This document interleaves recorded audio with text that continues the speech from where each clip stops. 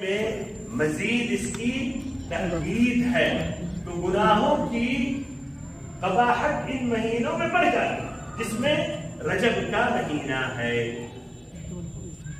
بھائیوں اور محترم ساتھیوں اور مسلمانوں، ابن حجر رحمہ اللہ کی کتاب ہے بیان العجب فی فضائل رجب یا تبیین العجب فی بدع رجب، تو اس میں انہوں نے رجب کے بارے میں بے شمار جو بدعتیں انہوں نے بیان کی، پھر کہتے ہیں ای حدیث فی فضل رجب وفی فضل صیام بعض ایامه فهو قسمان، اما احادیث موضوعہ و اما احادیث ضعیفہ۔ رجب کی فضیلت کے بارے میں کوئی بھی حدیث ہے اگر، یا یہ رجب کے مہینے میں کچھ ایام میں روزہ رکھنے کے متعلق کوئی فضیلت بیان کی گئی ہے تو وہ دو قسمیں ہیں، یا تو من گھڑت حدیثیں ہیں یا تو ضعیف۔ ایسے ہی ابن القیم رحمہ اللہ نے بھی المنار المنیب میں ذکر کیا ای حدیث فی تخصیص بعض لیالیہ بالقیام وتخصیص ایامہ بالصیام کذب مفترا، کہ ہر وہ حدیث جو رجب کی کچھ راتوں میں قیام کی فضیلت کے بارے میں ہے تو وہ کیا ہے، یا ایسے ہی کچھ دن میں روزہ رکھنے کے بارے میں ہے تو وہ جھوٹی حدیثیں ہیں۔ تو یہ رجب کے بارے میں خلاصہ کلام، تاکہ آپ مستفید ہو اس خطبے سے کہ رجب کے بارے میں صرف ایک فضیلت ہے، اس کا شمار 4 حرمت والے مہینوں میں سے ہے، اور وہ حرمت والے کی فضیلت ہے کہ اللہ تعالیٰ نے فرمایا فلا تظلموا فیہن انفسکم، اپنی جانوں پر ظلم مت کرو۔ اس کے علاوہ 27 رجب کو جو اسراء اور معراج کی مناسبت سے خوشی مناتے ہیں، یا ایسے ہی کچھ لوگ اس میں رجب کے کنڈے کے نام سے کچھ رسم و رواج اپناتے ہیں، یا ایسے ہی مختلف ملکوں میں پہلا جو جمعہ آتا ہے یا جمعہ کی پہلی رات ہوتی ہے تو صلاۃ الرغائب کا نام دیے ہوئے ایک مخصوص نماز با جماعت ادا کرتے ہیں۔ اس کا کوئی شرعی ثبوت اور حیثیت نہیں ہے، نبی صلی اللہ علیہ وسلم کا حکم نہیں ہے، نہ صحابہ کرام نے سمجھا۔ بھائیوں محترم ساتھیوں بزرگوں، اس کے بعد اب شعبان کے مہینے میں جہاں ہم پہنچے، یہ رجب کا تھا جس سے گزرے، شعبان کے متعلق بھی بہت ہی اختصار کے ساتھ یہ ذکر کروں کہ شعبان کے بارے میں صرف 2 فضیلتیں ہیں۔ پہلی جو فضیلت ہے وہ تو بخاری مسلم کی، اور دوسری جو فضیلت ہے اس کو کچھ اہل علم نے صحیح قرار دیا۔ تو پہلی جو فضیلت ہے شعبان، یعنی کہہ سکتے ہیں ضعیف حدیث کے ساتھ بھی صرف شعبان کی 2 فضیلت اور رجب کی 1۔ شعبان کی 2 فضیلت کے علاوہ جو بھی فضائل اگر آئے تو آپ یقین کر لیں کہ وہ ثابت نہیں، وہ درست نہیں، پورے اطمینان کے ساتھ، پورے وثوق کے ساتھ۔ پہلی فضیلت شعبان کی یہ ہے جو عائشہ رضی اللہ عنہا روایت کرتی، اور یہ بخاری اور مسلم کی روایت ہے جس میں کوئی ادنا اشکال یا کلام کی گنجائش نہیں۔ کہتی ہیں کان رسول اللہ صلی اللہ علیہ وسلم یفطر حتی نقول لا یصوم ویصوم حتی نقول لا یفطر وما رأيته استكمل صيام شهر قط إلا رمضان وما رأيته أكثر صياما منه في شعبان۔ کہ آپ صلی اللہ علیہ وسلم کبھی لگاتار کئی دن تک روزہ نہیں رکھتے، یعنی نہیں روزے، یہاں تک کہ ہم کہتے تھے کہ آپ روزہ ہی نہیں رکھتے، اور کبھی لگاتار کئی دن روزہ رکھتے تھے، یہاں تک کہ ہم کہتے تھے کہ آپ روزہ توڑتے ہی نہیں، افطار کرتے ہی نہیں۔ اور ہم نے نبی صلی اللہ علیہ وسلم کو کسی بھی مہینے میں مکمل روزہ رکھتے ہوئے نہیں دیکھا سوائے رمضان۔ تو آپ نے کسی بھی مہینے میں مکمل روزہ ربیع الاول ہو، شعبان، لیکن کہتی ہیں سب سے زیادہ میں نے نبی صلی اللہ علیہ وسلم کو روزہ رکھتے ہوئے دیکھا شعبان میں، یعنی رمضان کے بعد۔ تو شعبان کی فضیلت کیا ہے کہ اس میں نفلی روزوں کا ثبوت ملتا ہے۔ نبی صلی اللہ علیہ وسلم یہ روزہ کا اہتمام کرتے تھے اس شعبان کے مہینے میں، تو یہ پہلی فضیلت۔ دوسری فضیلت جو ابن ماجہ نے اوروں نے روایت کی ہے اور کچھ اہل علم نے اس حدیث کو حسن قرار دیا، جو معاذ ابن جبل رضی اللہ عنہ سے مروی ہے، کہتے ہیں کہ نبی صلی اللہ علیہ وسلم نے فرمایا يطلع الله عز وجل إلى خلقه ليلة النصف من شعبان فيغفر لجميع خلقه إلا لمشرك ومشاكل، کہ اللہ رب العزت اپنے تمام بندوں کو، تمام انسانوں کو 15 شعبان کی رات کو جھانک کر دیکھتا ہے، تو اپنے تمام بندوں کے گناہوں کو بخش دیتا سوائے دو، ایک مشرک شرک کرنے والا اور نمبر 2 جو اپنے دل میں بغض، نفرت، کینہ، حسد، بغض رکھے ہوتا ہے ایک دوسرے مسلمان کے لیے۔ تو صرف یہی 2 فضیلتیں، پہلے میں روزہ زیادہ زیادہ رکھنا چاہیے، نمبر 2 15 شعبان کی رات میں کہ اللہ تعالی جھانک کر دیکھتا، اور فضیلت ہے اس شخص کے لیے جو شرک نہ کرے، جو شرک سے بری ہے، شرک سے پاک ہے، جو شرک سے توبہ کر لیا ہے، خالصاً صرف اور صرف اللہ کی عبادت کرتا ہے، اللہ کے ساتھ کسی کو شریک نہیں ٹھہراتا ہے، نہ کسی نبی کو، نہ کسی فرشتے کو، نہ کسی ولی کو، نہ کسی انسان کو، نہ کسی جانور کو، نہ کسی پودا، نہ کسی پتھر۔ شرک کا لفظ عام ہے، اللہ تعالیٰ کی عبادت میں کسی کو شریک کرنا، تو اس کی فضیلت ہے۔ اور نمبر 2 جس کا دل صاف و ستھرا ہے اور مسلمان ہو جائے، بغض و نفرت نہیں رکھتا ہے، تو یہ فضیلت 2 لوگوں کے لیے۔ اب اس طرح اگر ہم دیکھیں تو ایک بہت بڑا طبقہ مسلمانوں کا ہی شرک میں واقع ہے، پھر باقی جو بچہ ان کا سینہ کس حد تک پاک اور صاف ہے بغض و نفرت سے۔ تو بہرحال بھائیوں اور بہنوں، مسلمانوں، مسلمان اور مومنوں مومنات، شعبان کی فضیلت جو 15 شعبان کے بارے میں ہے، جو شرک سے پاک ہو گیا اور ایسے ہی بغض و نفرت سے اپنے دل کو صاف کر لیا، اس کے علاوہ حدیثوں میں نہیں آتا ہے آج کی رات کے بارے میں کوئی مخصوص عبادت کرنے کی ہوتا ہے کہ آج 15 شعبان کی رات میں مثلا نمازوں کا اہتمام کیا جائے، یا ایسے 15 شعبان کے دن روزہ رکھا جائے، یا ایسے قیام اللیل کے یہ فضائل ہیں اور دن میں روزہ رکھنے کی یہ ثواب ہے، اس کا ثبوت نہیں ہے۔ اور جو حدیث آئی ہے اس میں تو وہ من گھڑت حدیث ہے جس طرح کی اہل علم نے ذکر کیا۔ تو اس طرح خلاصہ کلام شعبان کی 2 فضیلتیں ہیں، اور اس کے علاوہ یہ کہنا کہ 15 شعبان کی رات شب برات منانا، آج قبروں کی زیارت کرنا، قبروں پر پھول چڑھانا، چراغاں کا اہتمام کرنا، اور ایسے اس میں مخصوص کھانے کھانا، یا ایسے ہی آج کے بارے میں یہ عقیدہ رکھنا کہ روحیں اپنے گھروں کو واپس ہوتی ہیں، یا ایسے ہی یہ عقیدہ رکھنا کہ آج قرآن نازل ہوا ہے، یا آج 1 سال کی تقدیر لکھی جاتی ہے، تو یہ تمام باتیں غلط ہیں، درست نہیں ہیں۔ اور ابھی واضح ہوگا کہ قرآن رمضان میں نازل ہوا ہے، اور 1 سال کی تقدیر رمضان کی وہ رات جو شب قدر ہے اس میں لکھی جاتی ہے۔ اس کے بعد اب آنے والا جو مہینہ ہے اس کے متعلق بھائیوں اور بہنوں سے ذکر کر رہا ہوں۔ یہ مبارک مہینہ جو عن قریب آنے والا ہے، یہ مبارک مہینہ سال کا سب سے بہتر اور افضل مہینہ ہے۔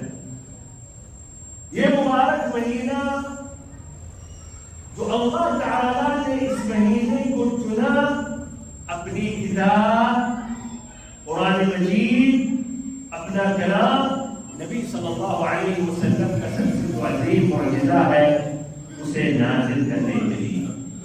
تو ایک جو شرف حاصل ہوا رمضان کو اس لیے کہ اس میں اللہ کا کلام نازل ہوا. دین اسلام میں محمد صلی اللہ علیہ وسلم کا سب سے عظیم معجزہ نازل ہوا. اور ایسے ہی اسی مہینے میں ہمارے اور آپ کہ نبی محمد صلی اللہ علیہ وسلم کے پاس جبریل امین آتے تھے قرآن پڑھانے کے لیے یا قرآن کا دور کرانے کے لیے. وہ بھی ہر رات میں رمضان کی ہر رات میں آتے تھے. اسی لیے شہر القرآن. ایسے ہی یہ مبارک مہینہ جیسے ہی شروع ہوتا ہے جنت کے سارے دروازوں کو اللہ تعالیٰ کھول دیتا ہے اور جہنم کے پورے دروازوں کو بند کر دیتا ہے اور شیاطین کو ٹکر دیتا ہے. یہ مبارک مہینے میں ایک رات ہے, صرف ایک رات, جس طرح کی اور راتوں کا حساب اور کتاب ہماری اور آپ کی نظر میں ہے, ٹائم کے اعتبار سے ہے, سیزن کے اعتبار سے, وہ بھی ایک رات ہے. لیکن تب بھی اللہ تعالیٰ نے صرف ایک رات کے بارے میں مکمل ایک سورت نازل کی. اور اس رات کی عبادت 1000 مہینے سے بہتر ہے, یعنی 83 سال 4 مہینوں کی عبادت سے بہتر ہے صرف ایک رات کی عبادت. یہ مبارک مہینہ جس میں اللہ تعالی ہر رات کچھ مسلمانوں کو جہنم سے آزاد کر دیتا ہے, اور جسے اللہ تعالی نے ایک مرتبہ آزاد کر دیا وہ پھر اس طرح جہنم سے بچ گیا, اور جو جہنم سے بچ گیا تو وہ جنتی ہو گیا. اس لیے آخرت میں یا تو جنت ہے یا تو جہنم, فریق فی الجنہ و فریق فی السعیر, کوئی تیسرا راستہ نہیں. یہ مبارک مہینہ ہے جس میں دعائیں مقبول. اسی لیے اللہ تعالیٰ نے جب سورۃ البقرہ میں 183 آیت نمبر سے لے کر 187 تک صیام کے متعلق, روزے کے متعلق اور اس کے فضائل کے متعلق, اس کے احکام کے متعلق ذکر کیا, تو اللہ تعالیٰ نے درمیان میں بیچ ان 5 آیتوں کے درمیان میں ذکر کیا وَإِذَا سَأَلَكَ عِبَادِي عَنِّي فَإِنِّي قَرِيبٌ, کہ اگر آپ سے ہمارے بندے پوچھیں ہمارے بارے میں تو بس میں بہت ہی قریب ہوں. اہل علم کہتے ہیں آیت الدعا کا ذکر کرنا ان درمیانی آیتوں میں, ان درمیان میں, اس درمیان میں جو اس سے پہلے اس کے بعد میں روزے کے احکام ہیں, اس بات کی علامت ہے کہ دعائیں مقبول ہیں اس مہینے میں. اور حدیث میں بھی اس کی تاکید آتی ہے. اس میں البزار کی روایت ہے وَلِلَّهِ فِيهِ مُرْتَقَاءً مِنَ النَّارِ فِي كُلِّ يَوْمٍ وَلَيْلَةٍ وَالدُّعَاءُ فِيهِ مُسْتَجَابٌ أَوْ كَمَا جَاءَ, کہ دعا اس میں مقبول ہے. ایسے ہی یہ مبارک مہینہ جو ہے ایک بہترین اور ایسے ہی نہایت سے ہی اچھا چانس ہے ایک مومن کے لیے کہ اپنے سابقہ گناہوں کی بخشش کروا لی جائے. سابقہ سے مراد پچھلے رمضان سے اس رمضان بلکہ اس کی سابقہ زندگی. اور یہ حدیث مشہور ہے جبریل امین کی حدیث کہ آپ صلی اللہ علیہ وسلم منبر پر چڑھ رہے تھے, اور آپ صلی اللہ علیہ وسلم کا جو منبر تھا اس پر 3 سیڑھیاں تھیں. پہلے پر جب آپ نے قدم رکھا آمین کہا, دوسرے پر قدم رکھا آمین کہا, تیسرے پر رکھا آمین کہا. صحابہ کرام نے تعجب کیا کہ آمین آمین آمین, کبھی پہلے منبر پر چڑھتے ہوئے آپ آمین آمین آمین تو نہیں کہتے. اور آمین کا معنی کہ کوئی دعا مانگ رہا اور اس پر کہا جا رہا کہ اللہ دعا قبول فرمائے. جس طرح کہ ہم اور آپ بھی اچھی طرح جانتے ہیں, کوئی آپ کے لیے دعا کرتا ہے تو کہتے ہیں آمین آمین جزاک اللہ خیر آمین, کہ اللہ دعا قبول کرے. تو بعد میں انہوں نے پوچھا تو ایک مرتبہ آمین کا سبب آپ نے کیا ذکر کیا کہ ہمارے پاس جبریل امین آئے اور کہا رغم انف عبد ادرک رمضان ثم انسلخ ولم يغفر له فقلت آمين. فقال لي قل آمين فقلت آمين. کہ اس بندے کی ناک مٹی میں رگڑ جائے، اس انسان اس بندے کی ناک مٹی میں رگڑ جائے، اشارہ اور کنایہ ہے کہ ذلیل رسوا اور برباد و تباہ ہو. جسے رمضان المبارک کا مہینہ نزدیک ہوا اور رمضان المبارک کا مہینہ ختم بھی ہو گیا، 30 دن کا مہینہ ہے اور 30 دن کا مہینہ ختم ہو گیا، پورا ہو گیا اور اس کے گناہ معاف نہیں. اس کا معنی ہوتا ہے کہ اس میں گناہوں کی بخشش کے بے شمار اسباب ہیں، بے شمار اسباب ہیں. مثلا من صام رمضان ایمانا واحتسابا غفر له ما تقدم من ذنبه. من قام رمضان ایمانا واحتسابا غفر له ما تقدم من ذنبه. فيه ليلة خير من ألف شهر. من قام ليلة القدر ایمانا واحتسابا غفر له ما تقدم من ذنبه. اتنے اسباب ہیں مغفرت کے. جس نے روزہ رکھا اللہ پر ایمان لاتے ہوئے اجر و ثواب کی نیت سے، اللہ تعالیٰ اس کے پچھلے سارے گناہوں کو معاف دیتا. اور جس نے قیام کیا، تراویح کی نماز کا اہتمام کیا، اللہ پر ایمان لاتے ہوئے اجر و ثواب کی نیت سے اس کے پچھلے سابقہ گناہ معاف ہو گئے. جسے شب قدر نصیب یہ رات ہوئی اور اس نے قیام کیا اللہ پر ایمان لاتے ہوئے اجر و ثواب کی نیت سے اس کے پچھلے سابقہ گناہ معاف کر دیے گئے. اور اس کے علاوہ اور جو فضائل دعائیں مقبول ہیں، ایسے اللہ تعالیٰ کی طرف سے پکارنے والا پکارتا ہے یا باغی الخیر اقبل، کہ اے بھلائی کے طالب آگے بڑھو، ویا باغی الشر ابصر، اور اے برائی کے طالب تم سبق جاؤ.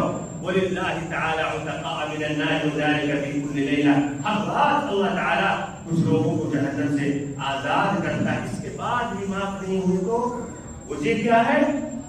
یہ بندے کی لاپرواہی، اس کی سستی، اس کی کاہلی. اور یہ آدمی ذرا بدبخت ہے، اسی لیے آپ صلی اللہ علیہ وسلم نے بھی ایسے شخص پر بددعا دی، جبکہ آپ نہایت ہی اپنی امت پر مہربان ہیں. اور ایسے جبریل امین نے بھی یہ بددعا دی، یعنی امین السماء اور امین الارض نے دونوں نے مل کر ایسے شخص پر بددعا دی. ایسے یہ مبارک مہینہ ہے جس میں مغفرت کے اسباب ہیں، تو ایسے ہی مقام اور درجات کو بلند کرنے کے لیے بھی اسباب مہیا ہیں. امام احمد نے ایسے ابن ماجہ نے روایت کی، طلحہ ابن عبید اللہ رضی اللہ عنہ جو 10 المبشرین بالجنہ میں سے، یعنی 10 صحابہ کرام میں سے جنہیں زندگی ہی میں جنت کی بشارت دی گئی، کہتے ہیں کہ 2 بھائی آئے، یعنی باہر سے، مدینہ کے باہر سے، دوسرے قبیلے سے. پھر انہوں نے اسلام قبول کیا. دونوں بھائیوں میں سے ایک بھائی عبادت میں بہت ہی محنت کی، دوسرا اتنا نہیں. پہلا بھائی جو عبادتوں میں بہت ہی محنت کرتا تھا، وہ گیا اللہ کی راہ میں جہاد میں اور اللہ کی راہ میں شہید ہو گیا. اور شہادت کا درجہ جانتے کتنا اونچا، اس کے کتنے فضائل جو اللہ کے راہ میں صحیح معنوں میں اللہ کی خاطر. پھر دوسرا بھائی 1 سال کے بعد اس کا انتقال ہوا. طلحہ بن عبید اللہ کہتے ہیں خواب میں دیکھا کہ میں جنت کے دروازے پر بیٹھا ہوں. پھر بعد میں اندر سے دروازہ کھلا اور وہاں سے ایک شخص نے، وہ دونوں بھائی تھے، بعد میں جس کا انتقال ہوا اس کو اس نے بلایا کہ آؤ داخل ہو جاؤ. پھر بعد میں پہلا بھائی جس کا پہلے انتقال ہوا، جو شہید ہوا تھا، اس کو بلایا. طلحہ بن عبید اللہ بھی داخل ہونے چاہے تو اس نے کہا ابھی تمہاری باری نہیں آئی. جب یہ صبح ہوا انہوں نے اپنے ساتھیوں سے خواب ذکر کیا، انہوں نے تعجب کیا، بلکہ کہیں ایک طرح انکار کیا. یہ کیسے ہو سکتا ہے؟ اللہ کی راہ میں اس نے جان دے دی اور دوسرا بھائی عام لوگوں کی طرح بستر پر انتقال ہوا اور وہ جنت میں پہلے داخل ہو گیا. نبی صلی اللہ علیہ وسلم سے ذکر کیا گیا تو آپ نے فرمایا کہ اچھا یہ بتاؤ، الم یعش بعدہ عاما، یہ دوسرا بھائی اس کے بعد کیا 1 سال مکمل جیا یا نہیں؟ انہوں نے کہا یا رسول اللہ ضرور 1 سال کے بعد اس کا انتقال ہوا. تو آپ نے کہا وہ ادرک رمضان، اور رمضان مبارک کا مہینہ نصیب ہوا اس کو یا نہیں؟ اور ایسے ہی نمازیں اور ایسے ہی ذکر اور عبادتیں. تو انہوں نے کہا بلا یا رسول اللہ. تو آپ نے کہا دونوں میں اتنا فرق ہے جس طرح کی آسمان اور زمین میں. تو 1 سال کا رمضان ملنا یہ اعمال صالحہ میں اضافہ کرنے کے لیے بہترین چانس. تو بھائیوں اور بہنوں، یہ مبارک مہینہ کے فضائل، اس میں کوئی نئی باتیں تو نہیں سن رہے ہیں، لیکن مقصد اور ابھی 1 جمعہ اور باقی ہے. یہ فضائل بیان کرنے کے مقاصد کیا ہے، اس کا مقصد کیا ہے؟ تو اس کا جواب یہ ہے تاکہ ہمارے اندر ایک شوق پیدا ہو جائے اس مبارک مہینے کے لیے، اور ہم اس کا صحیح معنوں میں اچھے سے اس کا ہم استقبال کر سکیں. جس طرح کہ اگر آپ کے پاس کوئی معزز مہمان آئے گھر پر، معزز مہمان آئے، تو کیا رہا ہے اس کا استقبال کیسے کریں گے؟ آپ کیسے کریں گے؟ کس طرح تیاری کریں گے؟ آنے کے بعد کریں گے یا پہلے سے کریں گے؟ گھر کی صفائی کریں گے، کھانے پینے کے بارے میں سوچیں گے، پانی کے بارے میں بسلری پانی ہو یا ایسے اور بھی کمپنی کی اس سے اچھی ہو، یعنی اتنی باریکیوں پر نظر دوڑائیں گے. تو ایسے ہی یہ معزز مہمان ہے چند دنوں کے لیے آ رہا ہے، ایام معدودات، چند دنوں پر یہ مہینہ مشتمل. تو اس کا استقبال کیسے کریں؟ تو نمبر 1 پہلے سے تیاری کریں. تیاری سے مراد آپ کے اندر ایک شوق ہونا چاہیے، ایک محبت ہونی چاہیے، ایک دلچسپی ہونی چاہیے، ایک تمنا ہونا چاہیے. اللہ تعالیٰ سے دعا کرنی چاہیے کہ اللہ ہمیں مبارک مہینہ نصیب کر. یہ نمبر 1.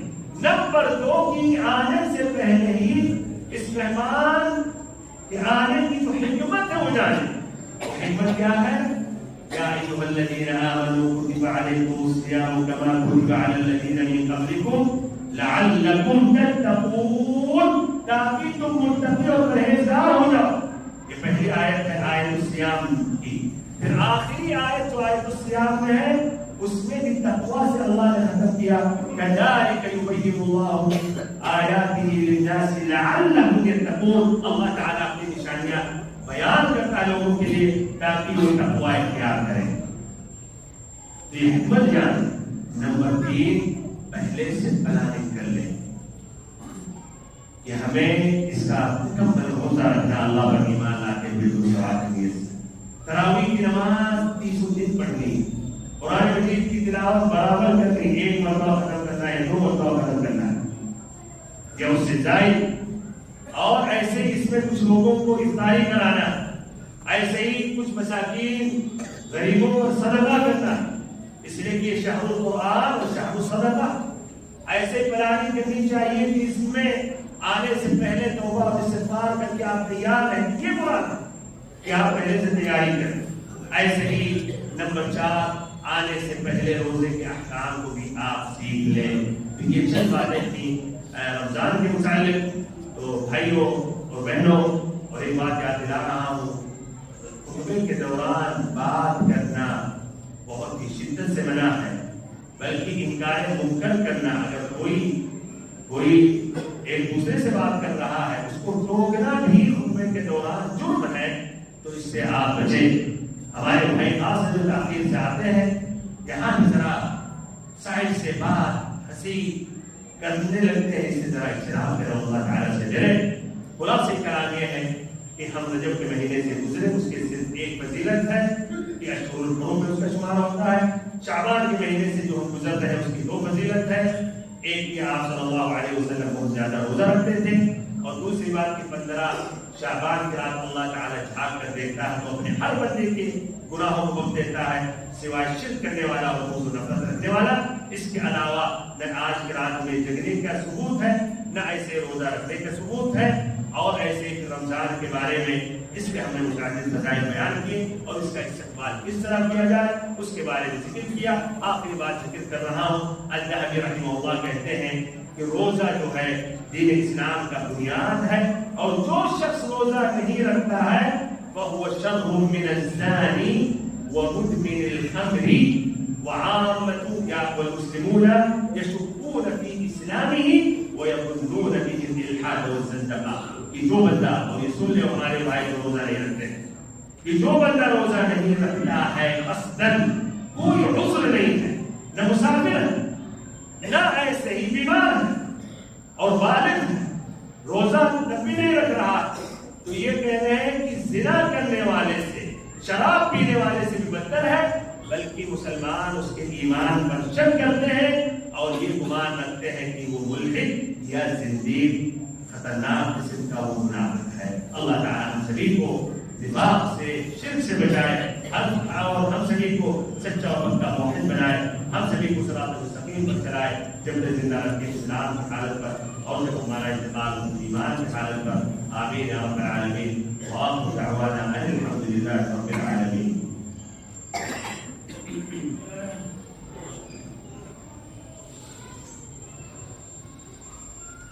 अल्हम्दुलिल्लाहि रब्बिल आलमीन वस्सलातु वस्सलामु अला अशरफिल अंबिया'i व सय्यिदिल मुरसलीन नबीना व हबीबिना व क़ुद्वतिना व इमामिना मुहम्मद व अला आलिहि व सहबिहि अजमईन। अम्मा बअद, फयक़ूलु अल्लाहु अज़्ज़ व जल्ल इन्नल्लाहा व मलाइकतहु युसल्लूना अलन नबी या अय्युहल्लज़ीना आमनू सल्लू अलैहि व सल्लिमू तस्लीमा।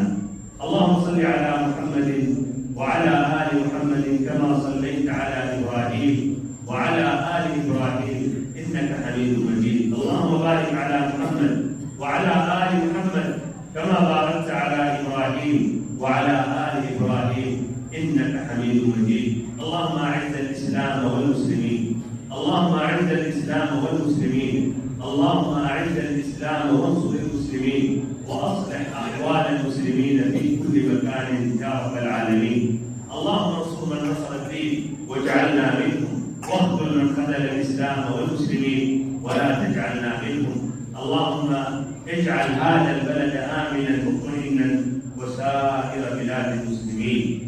ان الله يامر بالعدل والاحسان وايتاء ذي القربى وينهى عن الفحشاء والمنكر والبغي يعظكم لعلكم تذكرون.